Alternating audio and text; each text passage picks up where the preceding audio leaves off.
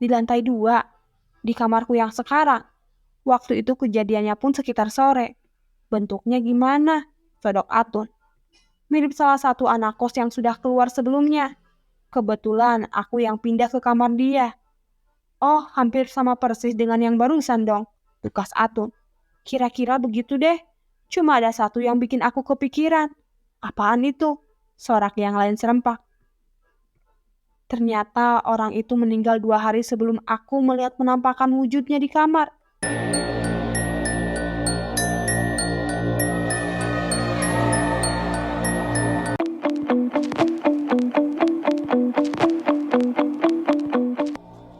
@krepologi_, Rukiah bagian 7.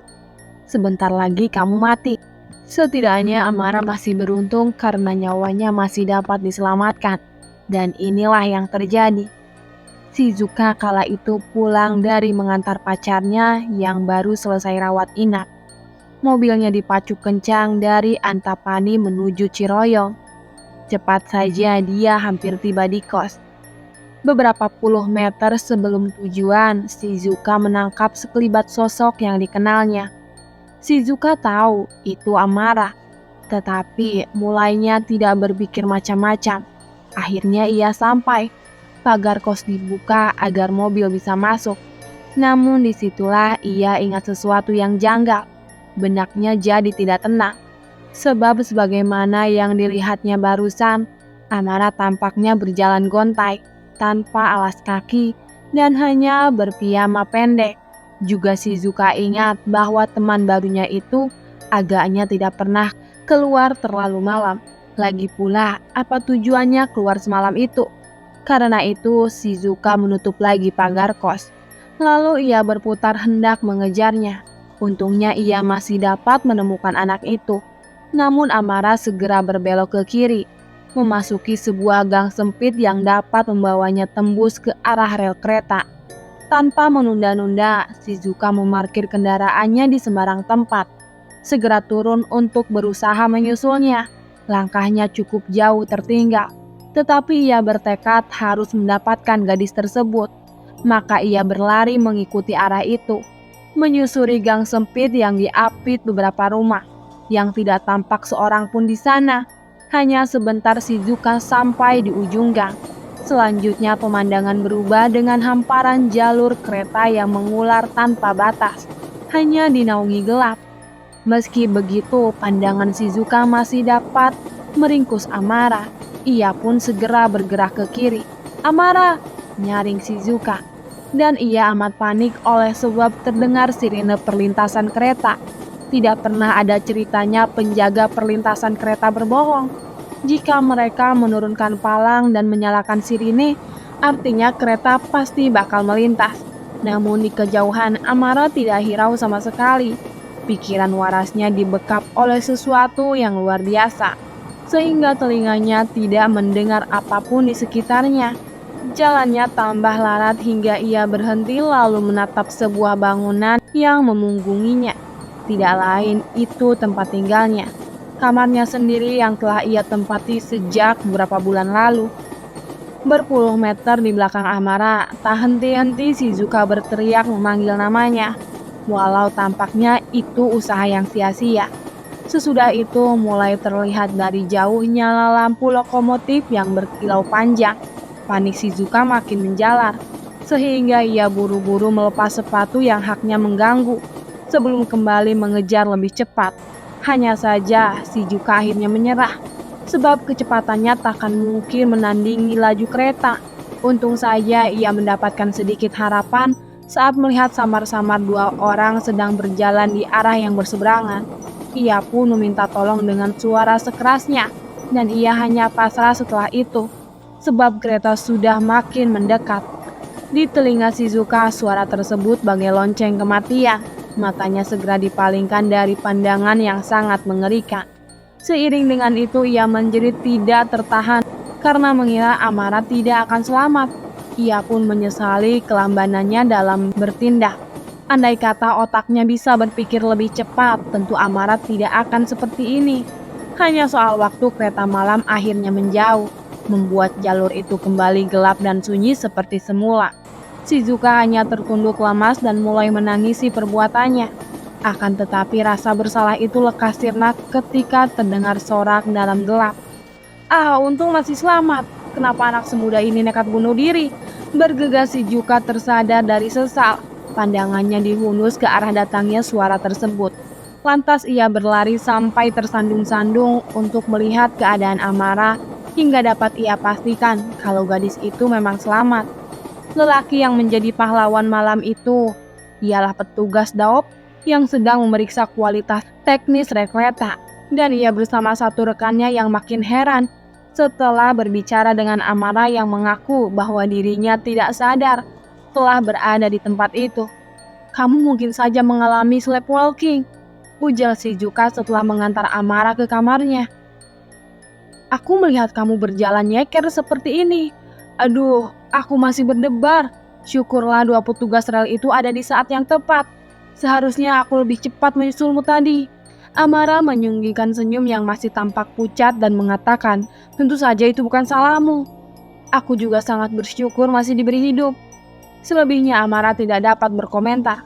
Pula ia bertekad merahasiakan apa yang dialaminya dari Shizuka. Hanya ia meminta kawannya agar menyimpan peristiwa itu untuk dirinya seorang. "Tentu, aku janji, aku gak akan cerita ke siapapun kalau itu permintaan kamu."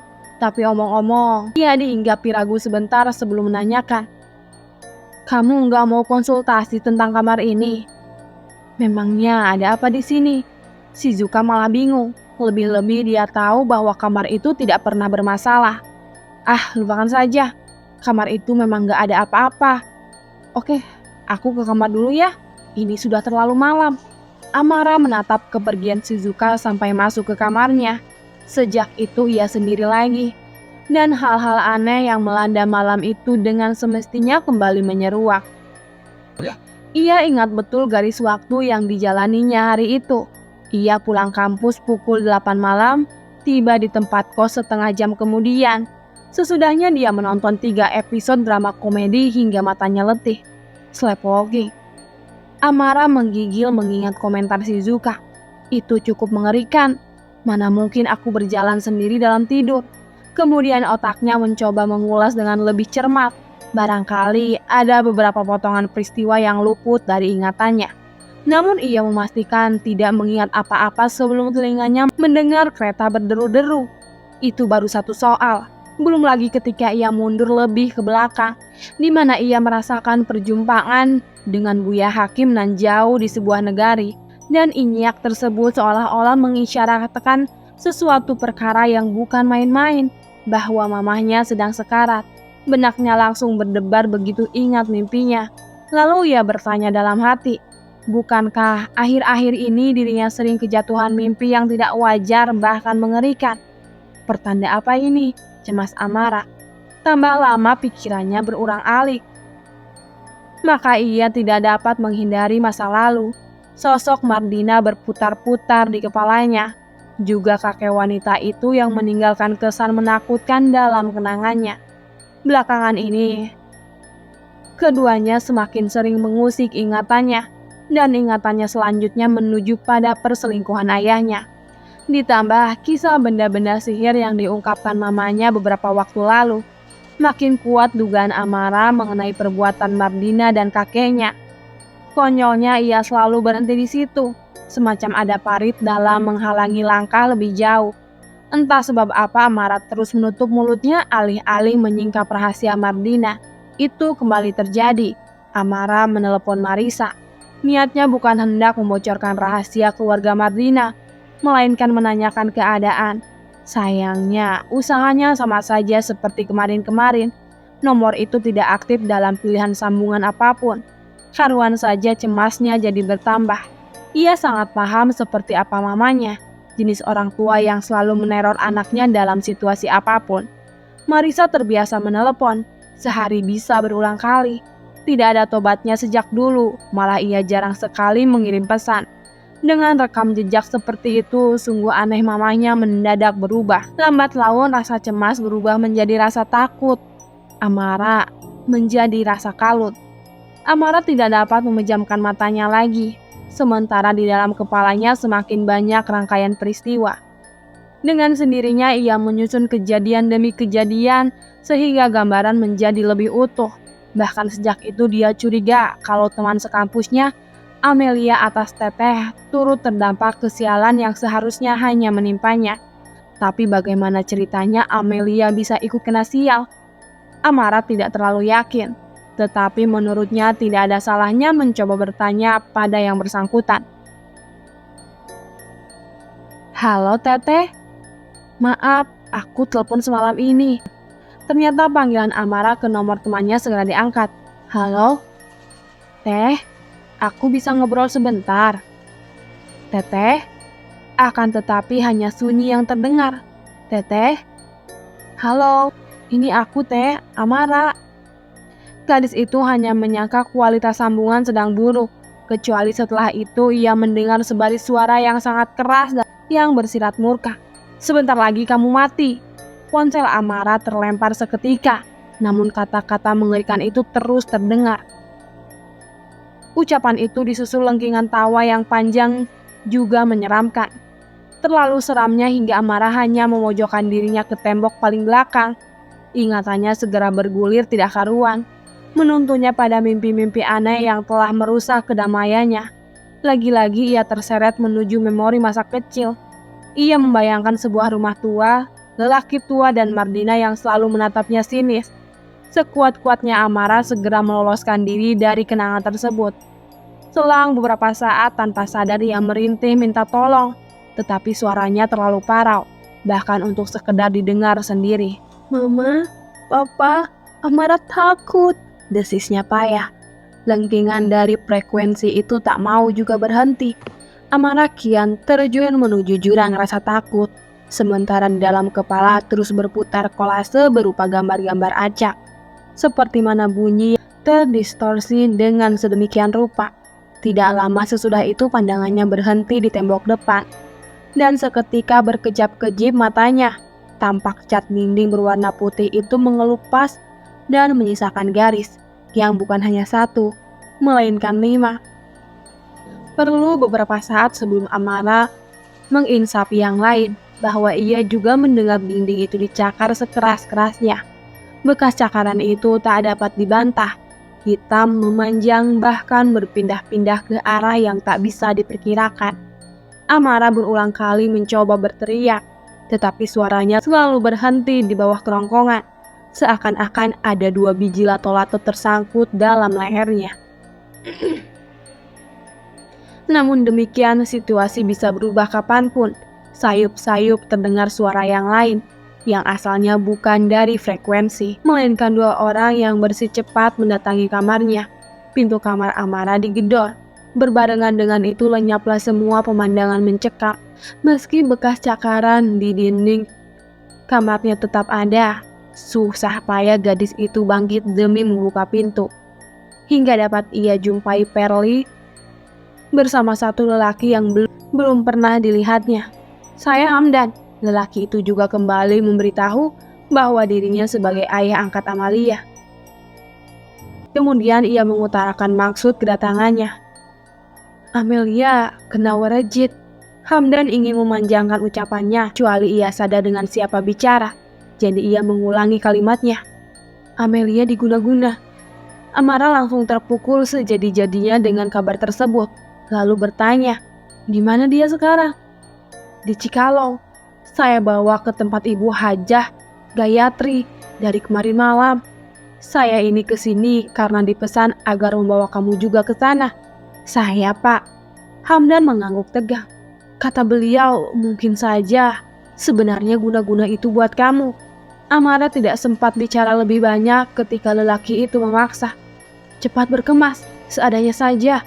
Ini amanah Ibu Gayatri. Saya harus kembali sama kamu." Amara meminta sedikit waktu agar bisa bersiap ala kadarnya. Pintu pun ditutup agar ia bisa bersalin pakaian, juga menyiapkan beberapa hal yang kiranya dibutuhkan. Tidak sampai 5 menit gadis itu selesai berkemas. Hamdan menyongsong Amara dengan tanya, "Nah, Amara Muslim?" Perempuan itu mengangguk cepat. "Ada apa, Pak?" "Saya juga dipesankan. supaya kamu baca zikir ini. Kemudian Hamdan melafalkan suatu bacaan. Aku berlindung dengan kalimat Allah yang sempurna dari kejahatan ciptaannya. Akan lebih baik kalau dibaca sebanyak-banyaknya, pukas Hamdan. Maka berangkatlah Amara di antara lelaki itu. Udara malam langsung terasa menusuk, sementara hatinya masih saja giris. Tetapi perjalanan ini tidak dapat ditunda dengan alasan apapun. @krapyologi_Rokia bagian 8. Untuk memerangi kejahatan, yang pertama-tama harus dengan ilmu. Yang dimaksud rumah Gayatri sebenarnya hampir tidak bisa disebut rumah. Bukan karena sempit, tapi sebaliknya. Karena bangunan dan tanahnya keterlaluan luas. Dua orang itu tiba setelah pukul 2 pagi. Dari jalan umum, Hamdan belok kiri, memasuki pagar yang terbuka. Kemudian mesti menelusuri jalan kerikil yang lain yang lurus serta berkelok. Laju roda melambat, masih ada beberapa menit lagi sebelum benar-benar sampai tujuan. Untuk mencairkan suasana, Amara bertanya, "Ini rumah Ibu Gayatri?" "Benar, kita akan sampai 10 menit lagi." "Dan tanah seluas ini masih termasuk rumahnya?" tanya Amara agak tidak percaya. "Begitulah nak, dia orang yang sangat kaya, sudah dari turun-temurun, apalagi dari abahnya." "Kedengarannya dia cukup berpengaruh," komentar Amara. "Beliau hampir nggak bisa keluar rumah karena sibuknya luar biasa menerima tamu." Kemudian Hamdan melempar telunjuknya sesuka hati sebelum bercerita. Ini semua miliknya. Ada unggas, cengki, jahe merah, bahkan sapi. Sebut saja yang lain. Daerah ini masih cukup dingin, ideal untuk pertumbuhan sapi. Jadi beliau juga adalah pembisnis. Justru dia memang pengusaha sungguhan. Kecuali sejak 5 tahun terakhir ia lebih banyak mengajar. Dia juga seorang guru. Kebetulan kendaraan itu melewati sebuah aula yang hampir seluruhnya disusun dari kayu, sehingga lebih mudah Hamdan memberitahu. Itu majelis beliau, sekaligus masjid. Sebenarnya ibu sudah mengajar sejak lama sekali, tetapi akhir-akhir ini makin rutin, setiap Rabu dan Jumat. Kalau tidak ada halangan beliau cuma sakit. Dan syukurnya ibu hampir gak pernah sakit. Di majelis banyak juga lelaki yang hadir. Nah, Amara suka ikut majelis. Amara menggeleng sungkan. Tapi saya suka memutar video tentang nasihat, juga membaca. Ah, itu pun sangat bagus. Apa yang diajarkan? Hamdan melirik sekilas lalu berkata, "Kebanyakan tafsir Al-Quran juga syarah." "Syarah?" "Benar. Itu adalah kitab berisi penjelasan tentang isi kitab lain. Misalnya, kitab Sahih Hadis, umumnya syarah disusun dengan metodologi dan argumentasi yang kuat, dan tentunya lebih praktis juga tematik." Mobil yang dikemudikan Hamdan telah melewati 4 belokan, tetapi belum tampak tanda segera sampai tujuan. Amara lalu bertanya, "Jadi Ibu Gayatri juga mengajar Ibnu Hajar dan Imam Nawawi?" Tanpa disengaja Hamdan menginjak lebih dalam pedal gas lantaran kaget. Rupanya Nak Amara banyak tahu. Amara tidak bermaksud membuat dirinya tampak seperti itu. Maka ia meluruskan sedikit tentang dirinya, bahwa rumahnya di Jakarta sangat berdekatan dengan masjid. Lalu ada seorang syekh Betawi keturunan Hadramaut kerap mengajar hadis dan fikih di masjid tersebut. Setiap saat syekh itu mengajar, suaranya terdengar sampai ke rumah. Saya jadi tahu dari mana dia mengutip. Itu artinya Nak Amara sudah lama ikut majelis. Gadis itu tersungging ala kadarnya. "Di mana rumahmu, Nak Amara?" "Daerah Otista." "Wah, dengar-dengar di situ juga banyak kalangan Alawiyun." "Habib." "Ya, ada yang sangat terkenal di sana. Memang asli lahir di Otista. Namanya Habib." Hamdan mengingat-ingat, tetapi sampai lama tidak ada pula yang masuk kepalanya. "Salim bin Jidan," ucap Amara. Betul-betul. Habib Salim bin Jidan. Sebenarnya beliau bukan kelahiran Jakarta, tapi Surabaya. Oh, begitu rupanya. Yang saya dengar memang beliau dulu sangat masyhur. Apa majelisnya masih ada? Amara pun mengiyakan. Masih ada sampai sekarang. Anak cucunya yang meneruskan. Hamdan berujar nyari. Berkah ilmu, hebatnya. Yang saya tahu, mereka sejak kecil sudah digembleng sangat disiplin. Di mana mereka belajar? Maksudnya selain di rumah? Tarim, Yaman, langsung dari tanah leluhur. Ya, itu tradisi yang sangat dipelihara. Tapi nggak semua belajar di sana. Ada yang belajar dengan guru di Indonesia atau ke Saudi. Hamdan berdecak-decak. Sangat menarik.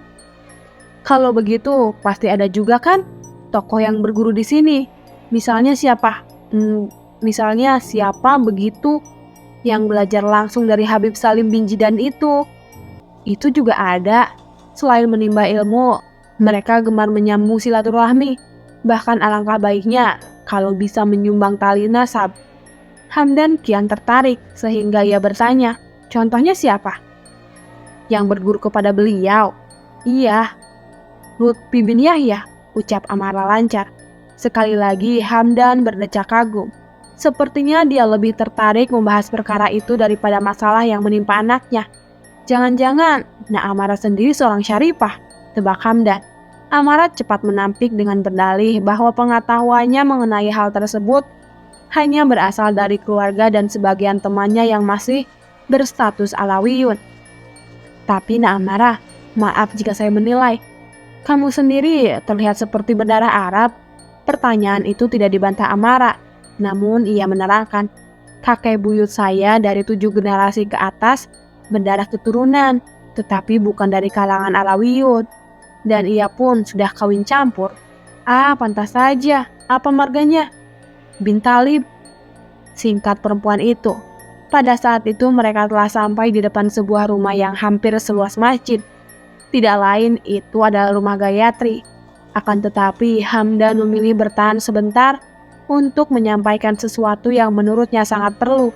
Amara, kalau nggak salah ingat, Amelia pernah cerita kalau kamu asalnya dari pesisir selatan, Sumatera Barat. Benar begitu? Benar, Om, sahut Amara dengan benak mengira-ngira. Pernahkah Amara dengar tentang seseorang keturunan marga Talib yang namanya Hakim Abdurrahman? Berdebar tiba-tiba Amara mendengar nama itu disebut. Amara pernah dengar, ulang Hamdan. Dengan agak terbata-bata pertanyaan itu dijawab. Dia adalah adik kakek buyut saya dari garis mama. Dan benar beliau di Painan. Amara langsung bertanya, ada apa sebenarnya? Hamdan sejenak menoleh ke arah rumah Gayatri sebelum mengatakan beliau adalah guru daripada Abah Gugum, ayahandanya Ibu Gayatri. Begitukah? Hamdan membelokkan badannya oleh sebab ia ingin memberitahu soal yang lebih penting lagi. Lalu ia bercerita tentang kedekatannya dengan Gayatri serta sejumlah kebaikan keluarga itu. Amara jadi tahu tentang masa lalu Hamdan yang rupanya sedari kecil dibiayai oleh keluarga Gayatri. Dari makan, pakaian, pendidikan, bahkan yang lebih jauh dari itu. Sehingga begitu dewasa, saat Hamdan dapat menemukan jalan hidup sebagai pedagang buku, ia bertekad mengikuti teladan sekaligus jariah keluarga itu. Maka Hamdan tidak ragu mengambil gadis yatim yang tidak lain anak dari adik kandungnya yang meninggal karena kecelakaan kerja. Hamdan menerangkan maksudnya. Beberapa hari yang lalu, saya kemari untuk ikut majelis dengan beliau. Setelah selesai, ibu memanggil saya agar bisa bicara empat mata. Beliau mulanya menceritakan tentang firasatnya yang aneh sejak minggu-minggu terakhir. Katanya dia jadi sering memikirkan saya, abahnya yang sudah lama wafat, bahkan kemudian dalam pikirannya terlintas sosok guru abahnya, yakni Hakim Abdurrahman. Guru Hakim bukanlah guru ibu secara langsung, meski mereka pernah berjumpa muka 2 atau 3 kali. Namun ia jadi sangat mengenalnya dikarenakan abahnya sering bermanakib tentang beliau. Juga ilmu yang beliau miliki sesungguhnya bersambung kepada guru Hakim. Dan firasat itulah yang membuat gundah hati ibu. Bahkan dia tidak berhenti. Pada malam ketika Om menelpon kamu itu, ibu juga menelpon saya. Beliau menyampaikan mimpinya pada malam sebelumnya, yang menurutnya mengandung arti. Dalam tidur dia melihat dua gadis kecil sedang terpojok di sebuah karang lautan. Sementara ombak berkali-kali menghantam karang tersebut. Ibu juga melihat saya dan lelaki lain yang ia kenal sebagai baginda guru Hakim Abdurrahman. Tetapi para lelaki itu tidak berdaya menyelamatkan kedua gadis itu. Malam itu beliau bertanya, bagaimana keadaan Amelia? Om katakan Amelia baik-baik saja, alhamdulillah. Dia bertanya lagi, apakah saya sedang punya urusan penting dengan seseorang? Atau utang piutang yang belum diselesaikan? Saya bilang bahwa saya nggak punya utang maupun piutang. Bahkan ia menyuruh saya mengingat-ingat apapun yang barangkali tanpa sadari adalah kesalahan besar saya. Kenyataannya saya nggak ingat apapun. Tetapi ibu bersikeras menganggap mimpinya bukan sembarang mimpi. Sampai malam itu, Om nggak menduga bakal ada apa-apa. Tetapi besoknya keadaan tiba-tiba terbalik. Semua ucapan ibu baru Om sadari hari itu. Boleh diceritakan sekarang apa yang sebenarnya menimpa Amelia? Amara menyela seraya meminta maaf atas keingintahuannya. Hari itu dia bilang gak bisa pergi ke kampus. Saya kira dia sakit demam karena wajahnya tampak pucat dan berkeringat. Kalau begitu memang sebaiknya dia istirahat saja. Namun malamnya Amelia gak kelihatan di rumah. Padahal motor ada di garasi. Kemana Amelia pergi? Itu dia. Sekoyong-koyong wajah Hamdan berubah keras. Om gak akan tahu, kecuali diberitahu tetangga, bahwa Amelia ternyata sedang duduk di sebuah kebun kosong sejak sore. Amara tak mampu menyembunyikan kaget, dan ia segera ingin tahu sampai jauh. Dia sendiri. Benar-benar sendiri. Katanya ada orang lain yang berusaha menegurnya tepat sebelum maghrib, tetapi dia hanya menanggapinya dengan pandangan kosong. Itu seperti bukan Amelia yang saya kenal. Dia nggak suka menyendiri, komentar Amara. Kamu benar sekali. Dia pandai bicara dan sangat senang bicara, kecuali saat tidur. Setelah itu, bagaimana keadaan Amelia? Saya menjemputnya pulang, kira-kira pukul 9. Dia diam saja, dingin tangannya dan wajahnya tambah pucat. Sekali lagi Om coba panggil dokter, sebab yang seperti itu memang harus diperiksa. Namun aneh seperti sebelumnya. Ketika dokter memasuki rumah, Amelia langsung mengamuk gak karuan. Dia hantamkan tangannya ke segala arah, juga merusak barang-barang di sekitarnya. Bahkan gak ada yang kuat untuk mencegahnya. Sebagai bukti atas perkataannya, Hamdan sekilas menunjukkan memar pada lengan diikuti keterangan. Ini karena Om berusaha menghentikan amukannya. Entah dari mana dia mendapat tenaga sebesar itu. Ngeri, pokoknya ngeri dan gak mungkin. Itu bukan Amelia, sudah pasti bukan dia. Amara pun menyusun nalarnya sendiri dan dia setuju. Dalam pandangannya sangat mungkin ada jin yang mengganggu perempuan itu. Soal mengapa ia dirasuki makhluk gaib dan kenapa Hamdan jadi melibatkan dirinya, itu menjadi perkara yang perlu ditanyakan. Maka bertanya Amara, pasti Om sangat repot membawa Amelia ke tempat ini. Dia nggak berontak selama perjalanan. Bukan Om yang mengantar dia kemari, kila Hamdan. Jadi, kondisi Amelia ternyata segera lebih buruk setelah kembali dari kebun kosong itu. Kami seisi rumah karuan panik. Tanpa pikir panjang, saya hubungi Hajah Nonon. Dan Masya Allah, la haula wa la quwata illa billahi. Hamdan menarik panjang napasnya sembari melirik rumah besar di sebelah kanan. Lalu meneruskan, sebelum saya ceritakan keadaan Amelia, ibu tahu-tahu saja bilang kalau anak saya kena werejit kiriman orang. Guna-guna, dia sudah tahu lebih dulu. Benar, guna-guna, sihir. Beliau sudah berfirasat sebelum itu. Kemudian ia memaksa saya supaya mengantar Amelia ke rumahnya. Lalu Om katakan keadaan Amelia seperti apa. Oleh karena itu beliau akhirnya bertekad menjemput Amelia. Namun keingintahuan Amara belum berhenti, terutama yang bersangkut paut dengan dirinya. Maka sesudah itu dia bertanya, lantas, maaf saya berterus terang soal ini. Kenapa saya diharuskan datang malam ini? Tidak kalah berterus terang, Hamdan menyampaikan, "Ibu sendiri yang menyinggung kamu." Amara terbengong-bengong sebelum berkomentar. "Dia tahu saya." "Tepat seperti itu." "Mengapa bisa?"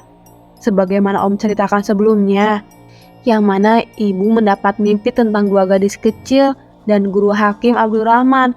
Maka ia bertanya, apakah Amelia berteman atau kenal dekat dengan seseorang dari Painan. Saya coba mengingat-ingat, karena Amelia sudah beberapa kali menceritakan kamu, termasuk dari mana kamu berasal." Amara tak begitu nyaman dengan informasi tersebut yang justru memunculkan semakin banyak tanya. Akan tetapi, itu semua adalah pertanyaan untuk dirinya seorang.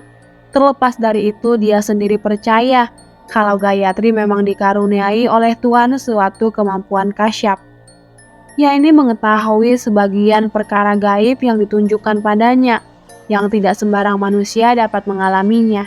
Atas kemauannya sendiri, Hamdan bicara untuk terakhir kali. "Semoga ini tidak malah memberatkan pikiran kamu. Malam itu, ibu memberitahu saya bahwa ada kejahatan yang luar biasa sedang mengilingi Nak Amara. Saya kenal ibu, dan saya mengerti kejahatan sebesar apa yang membuat dia begitu cemas. Sihir. Menurutnya, ini bukan perkara yang dapat diremehkan. Ini syirkun akbar. Dan kamu juga harus mengerti, akibat dari werejit ini dapat menghancurkan kehidupan kamu dan keluarga kamu." Gadis itu tidak sanggup membalas perkataan Hamdan, sebab pikirannya saja hampir rontok mendengar informasi tersebut. Sesudah itu Hamdan turun dari kendaraannya.